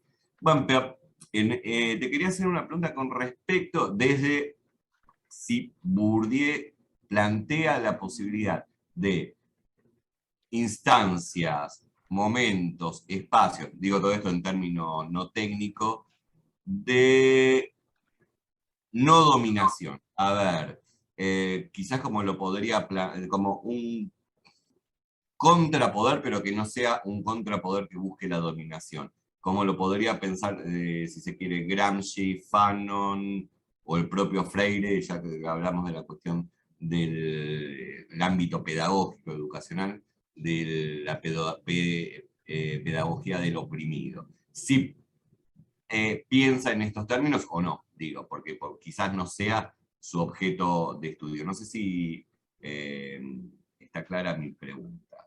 Si habría un ámbito donde el sentido sea, no la dominación, sino, bueno, empleando términos más bien de Freire, de liberación, o del propio Fanon, ¿no? Acá hay una distinción para hacer. En términos de pensar ámbitos que de alguna manera ponen en suspenso, diría Bourdieu, la dominación, en el libro La dominación masculina, de 1998, hay un postscriptum, que se llama postscriptum sobre el amor, una cosa así, donde Bourdieu plantea que las relaciones afectivas amorosas pueden de alguna manera o separan sobre la posibilidad de una suspensión de la relación de dominación. ¿Sí? O por lo menos pueden poner en suspenso eso. Yo te diría que esa es una posible respuesta. La amistad podríamos pensarla también. Estoy hablando muy generalmente, pero Bourdieu trabaja... Hay ciertas relaciones afectivas que pueden operar como una puesta en suspenso, o no, pero que pueden, está abierta esa posibilidad. Eso está en el postscriptum sobre el amor de Bourdieu, que es muy lindo. Ahora, yendo más a una cuestión de la propuesta de Bourdieu. ¿Cuál es la propuesta de Bourdieu? La propuesta de Bourdieu es, bueno, ¿para qué sirve todo esto? Diría Bourdieu. No, pero ¿para qué? ¿Por qué una sociología o una antropología del poder? Bueno, Bourdieu tiene una noción que es la noción de reflexividad, que supone que es un supuesto que está en tensión con el intelectualismo, que es, bueno, si podemos conocer las relaciones, cómo se constituyen las relaciones de poder y cómo se incorporan en tanto violencia simbólica, si podemos tener ese conocimiento, si ese conocimiento lo podemos traducir en prácticas de contradiestramiento, ojo con esto, no alcanza con el conocimiento, no alcanza con, bueno, ahora que sabemos cómo funciona, ahora que leímos a Merleau-Ponty, diría Bourdieu, y sabemos que el problema está, o que el fundamento de todo esto está en cómo sedimentan en el cuerpo las relaciones sociales. Ahora que esto está claro, en la medida que uno comparte esa filosofía disposicional, podríamos decir, hay autores que dicen, no, va por otro lado. Bueno, pero si partimos de ahí y llegamos a esa conclusión de que las relaciones de poder se incorporan como esquemas de pensamiento y disposiciones corporales, como esquema corporal, como modos de hablar, modos de moverse. Bueno, Bourdieu tiene análisis increíbles de esto en la sociedad Cabil, espectaculares, brillantes, sobre cómo la casa está constituida, sobre cómo se cosecha, el lugar que ocupa la mujer, el hombre. Es extraordinario. Si tenemos en cuenta todo esto, y la sociología y la antropología burdesiana sirven para ponerlo sobre la mesa, hay un segundo paso, que es el paso al contradiestramiento. Es decir, esto tiene que permitir llevar adelante prácticas sociales que puedan, de alguna manera, torcer ciertas relaciones de dominación. Ahora, la pregunta es la siguiente. Torcidas esas relaciones, ¿no aparecen otras? Esta es la pregunta que para mí es muy importante. Es decir, ¿es posible pensarlo seguro que es posible, pero ¿es posible, o podríamos pensar, podemos imaginar que ciertas relaciones de dominación no serían finalmente suplantadas por otras, más justas, menos justas?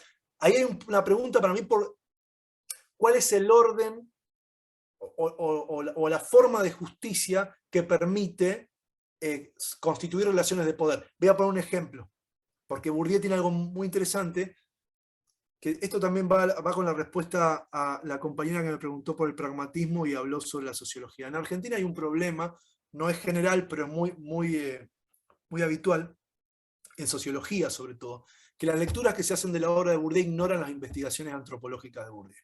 Ignorar las investigaciones antropológicas de Bourdieu lleva a una lectura muy sesgada de la obra. Entonces, ¿qué te permite, qué hace Bourdieu? Hace antropología comparada.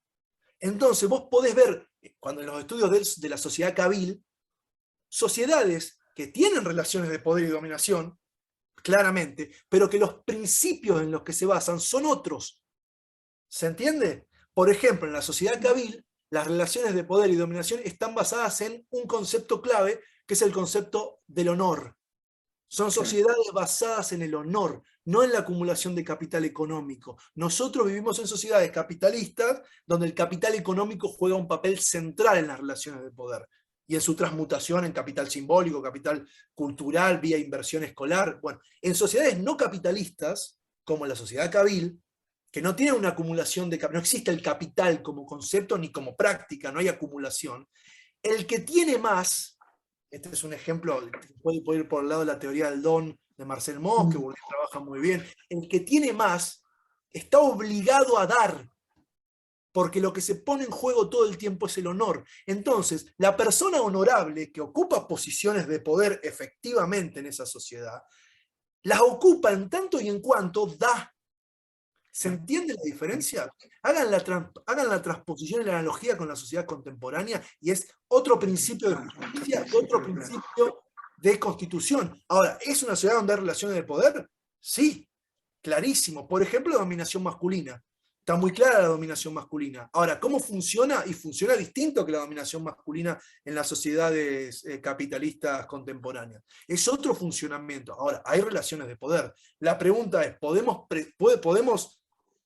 ¿se puede ir hacia una sociedad sin relaciones de poder y dominación? Yo no lo tengo tan claro. En todo caso, también una buena pregunta es ¿cuáles estaríamos dispuestos a proponer como principios legítimos, en el sentido de más, no en el sentido burgués, sino como más justos para configurar unas relaciones de poder en una sociedad? La delegación política, la delegación del poder, ¿cuáles son los principios más justos para que eso se produzca? ¿Es el capital económico un principio justo para la delegación del poder? Es una pregunta. Esto lo pueden ver prácticamente, por ejemplo, en el tuit de Marcos Galperín, que salió hace poco tiempo, donde Marcos Galperín, el dueño de Mercado Libre, se pone a discutir con un periodista sobre el problema del trabajo. Ahí, en esa discusión tan chiquitita y tan cortita, lo que se discute tiene que ver con los principios de legitimidad de las relaciones de poder. O uno puede encontrar ahí una tensión en los principios de legitimidad y de justicia, por así decirlo. Lo digo así, si conocen esa discusión, la pueden poner la buscan en COSI y ahí aparecen los chats. Es muy cortita, pero ahí se ve claramente. Si eso se compara con la sociedad cabil, tenemos principios totalmente o sea, alteridad de principios. Ahora, son sociedades donde hay relaciones de poder, sí. No sé si te contesté, Maxi, pero traté de contestarte de una manera... Muchas gracias. Graciela. Sí, justamente, mira, yo me quedé pensando en la cuestión de que ya habíamos estado hablando en las clases que damos con Juan sobre la noción de estilo. Fundamentalmente el estilo marca un modo de ser único, ¿no? Es decir, lo que Husserl llama la mónada. Es decir, tiene que ver justamente con las habitualidades, con la experiencia que cada uno vive, el modo con que incorpora, digamos, es decir, lo que se vive, y con los tipos empíricos. Pero sin entrar, digamos, en una cuestión de tecnicismo, Juan, justamente en los dos, no sé, me resultó así como muy claro, en los dos ejemplos que pusiste recién de la sociedad cabil y de la sociedad capitalista, en los mismos escritos, ¿no es cierto?, de Bourdieu, ahí se marcan dos estilos diferentes. Y entonces habría que ver, es decir, justamente ilustrar esta noción fenomenológica de estilo desde esa perspectiva. Porque la perspectiva de la sociedad cabil, que como bien vos decías, es la del don, es decir, del que da realmente, y con lo que ahí también pensaba que hemos trabajado con Max y todo el tema Enriquer, ¿no es cierto?, es decir, del don, y que no tiene nada que ver con la lógica del toma y daca. Es decir, bueno, pero ¿eso por qué? Porque justamente son estilos diferentes, es decir, vos dijiste principios, pero en realidad se parten de habitualidades o de maneras diferentes de vivir la relación cuerpo-mundo, diríamos, en términos merleau-pontianos. ¿Sí? Es una acotación nomás. Estoy totalmente de acuerdo.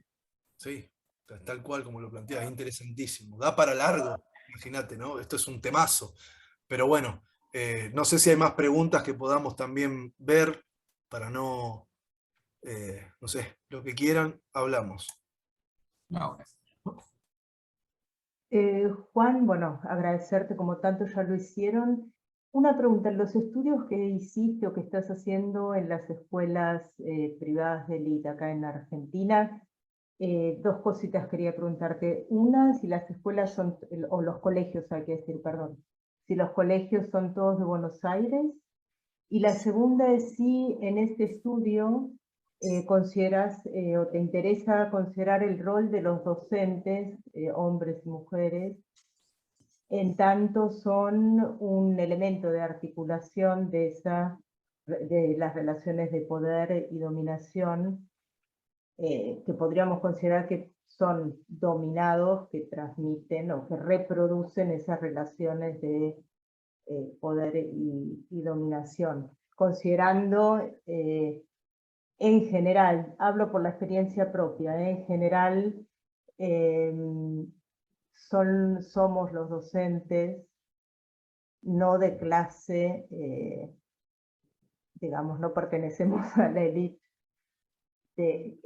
a la que sí pertenecen los alumnos y las alumnas. Y cada vez más es esa demanda de la sociedad de élite de que los docentes reproduzcan ese modelo justamente, de formación de líderes y todo lo que mencionaste al principio. Bueno, es un tema bastante interesante. Yo noto varias cosas sobre los colegios. Yo trabajé en el Gran Buenos Aires, en Capital, y ahora estoy trabajando en Bariloche, colegios de élite, ¿sí? Y son de tradición británica los que yo trabajo. Es una formación específica, como hay otras. Algunos son de bachillerato internacional, de sistema de bachillerato internacional, y otros no. Son bilingües, de doble jornada, y son privados, en este caso. Yo trabajo en colegios privados. Sí, tengo en cuenta, los docentes generalmente no pertenecen a las clases que educan. A veces hay excepciones, pero generalmente no. Pero acá hay que tener en cuenta varias cuestiones. Bourdieu trabaja con la noción de autonomía relativa, que es un concepto que me parece interesante. Uno no puede entender la educación como un fenómeno de reproducción simple de las condiciones de clase social. Hay una relativa autonomía de las prácticas educativas y del campo educativo que yo he observado, es relativa, es una tensión. No es que los docentes son reproductores de la clase. No. El tema es complicado, bastante complicado. Yo he visto cosas muy interesantes. O sea, he visto muchas docentes generar tensión y generar un conocimiento genuino o sea, que tensiona con la hegemonía, por así decirlo, usando un término gramsciano, o sea, que tensiona. Y lo he visto muy interesantemente, y lo he estudiado, que fue genial, en los últimos años, con la introducción de la educación sexual integral en los colegios, y con las discusiones relativas a la aprobación de la ley de interrupción voluntaria en el embarazo. He visto cómo los cuerpos directivos y los cuerpos docentes de algunos colegios, junto con alumnas y alumnos, se han cargado esas luchas en lugares muy complicados contra las familias.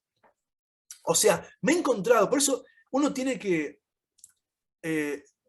la sociología de Bourdieu tiene una noción de reflexividad también del investigador, tiene que ver con poder de alguna manera tensionar los supuestos con los que uno va a investigar.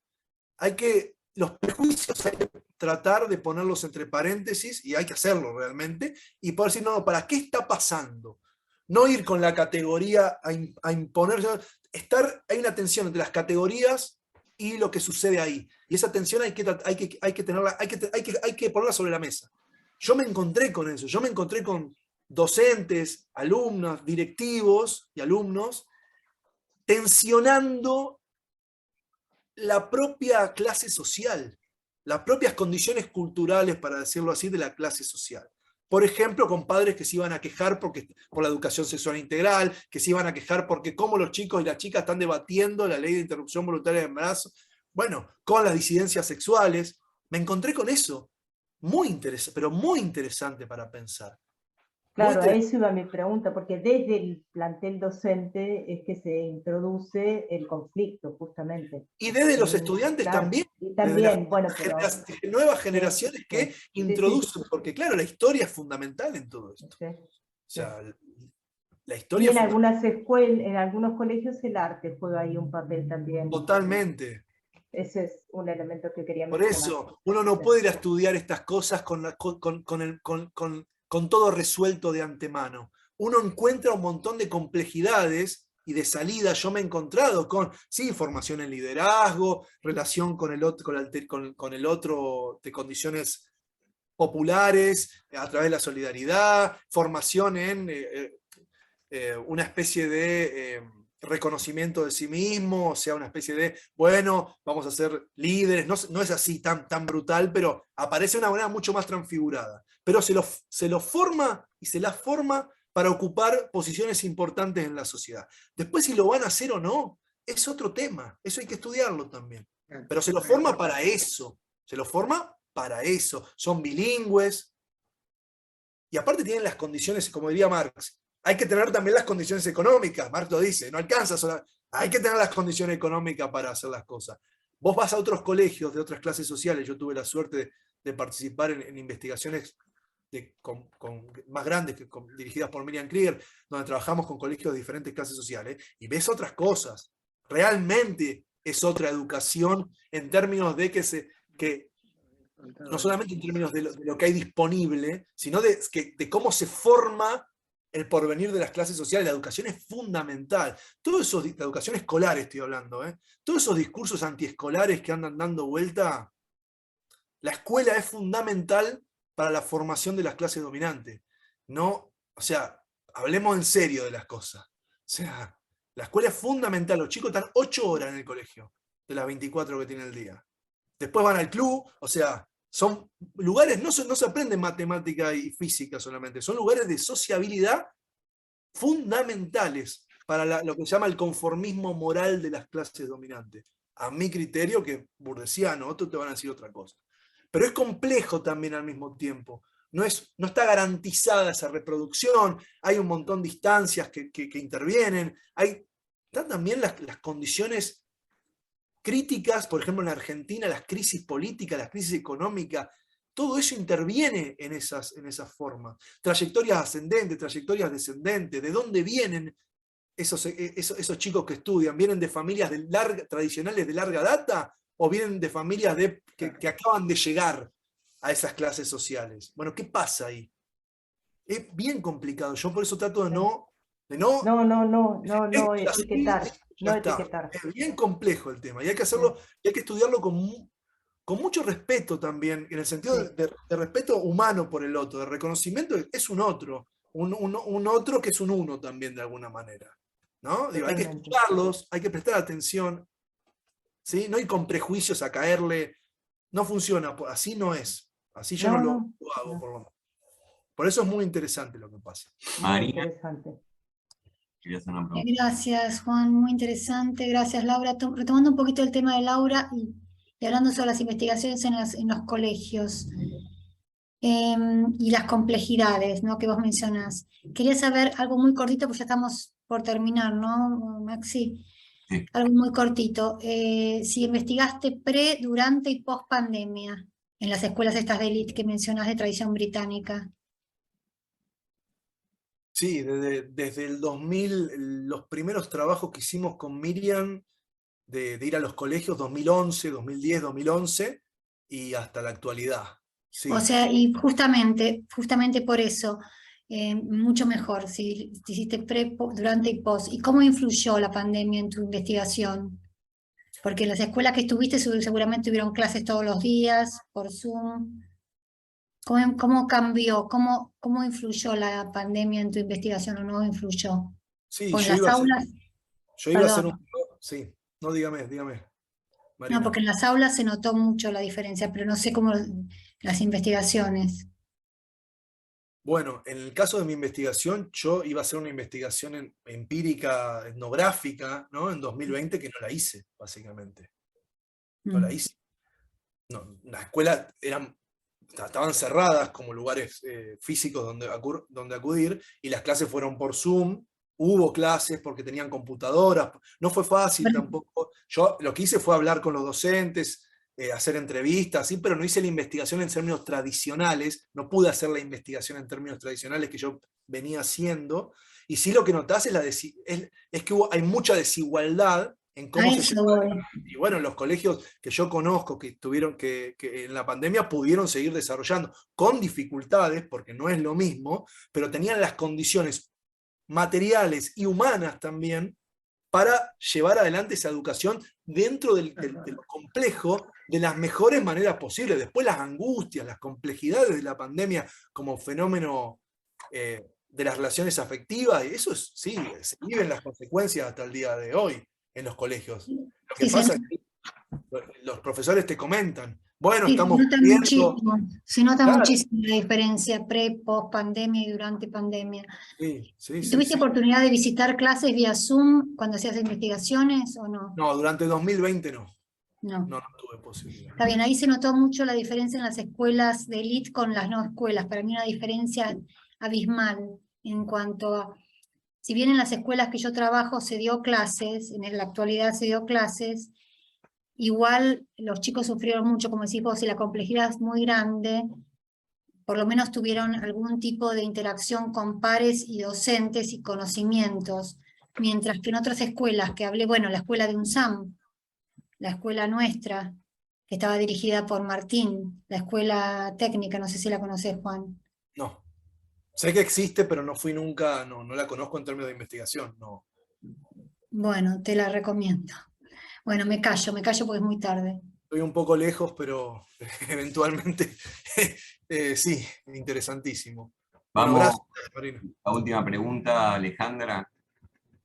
Sí, simplemente aportar, recuperando lo que planteaba Juan de la noción fundamental en Bourdieu de reflexividad, en todo el campo pedagógico y específicamente didáctico, hay toda una corriente que es la didáctica reflexiva, a partir de lo que me parece, interpreto, era la consulta que hacía Laura, en relación al papel de los docentes. Hay toda una línea de trabajo de entender a la enseñanza como una práctica social y el trabajo en la formación docente desde una perspectiva reflexiva, retomando la noción de socioanálisis y autosocioanálisis de Bourdieu como el método, en este caso, pero en realidad es una postura epistemológica y metodológica, de la formación docente, en donde, bajo la hipótesis, el supuesto de la revisión de cuáles son los supuestos básicos sobre los que se fundamentan las decisiones de la enseñanza, la posibilidad de trabajar sobre ellos, en esa posibilidad se monta la propuesta de formación docente, con la idea de que toda la línea de John de profesionales reflexivos, en donde es el docente como un intelectual formado en un posicionamiento de su función desde la reflexividad permanente, es posible rever aquellas decisiones que toma en la enseñanza y así poder tener una intervención docente deliberada según una determinada orientación. Por ejemplo, entonces, si se trabaja en una educación escolar en sectores populares, la posibilidad de fomentar, favorecer el pensamiento crítico en pos de la autonomía y demás. Bueno, quería aportar eso, que es retomar la perspectiva burdesiana específicamente en la disciplina didáctica para la formación docente. Hay varias cuestiones escritas sobre esto que, digo, para volver a resaltar la potencia de la teoría burdesiana, por ejemplo, para otros campos, que son las lecturas pedagógicas didácticas, por ejemplo, de Bourdieu. Muy buen aporte. Totalmente, muy interesante. Es pensar la noción de reflexividad en la formación de estos intelectuales que en algún punto son quienes enseñan, los docentes, sí, sin ninguna duda. Es muy interesante, mirá qué bueno, me encanta. Excelente, gracias Alejandra, muchas gracias.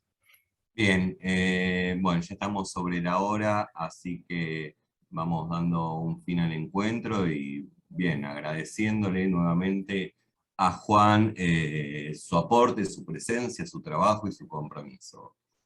Bueno, demos un aplauso.